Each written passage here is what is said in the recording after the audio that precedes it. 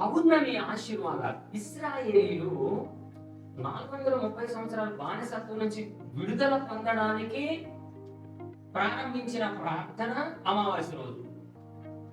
నెలలో ఈ నెల మీకు మొదలు, అది కూడా జనవరి 1 లాంటిది. దేవుడు ఏ శుభకార్యమైనా, ఏ మంచి కార్యం, పనికొచ్చేది ఏదైనా అమావాస్య రోజు దేవుడు ప్రారంభం చేస్తాడు.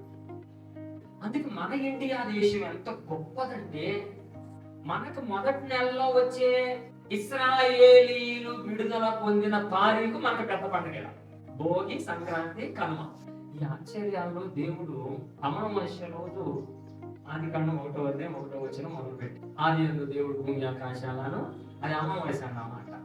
అమావాస్య నుంచి లెక్క పెట్టుకోండి. ఎప్పుడైనా విజయదశమి అంటే, ఆ దశమి అనేది మీకు నిర్మాకాండం 12వ అధ్యాయంలో ఉందన్నమాట. ఈ నెల దశమి నాడు అని 9 రోజులు ప్రార్థన చేయాలి. మీ సమస్యకి ఏదైనా విడుదల కావాలంటే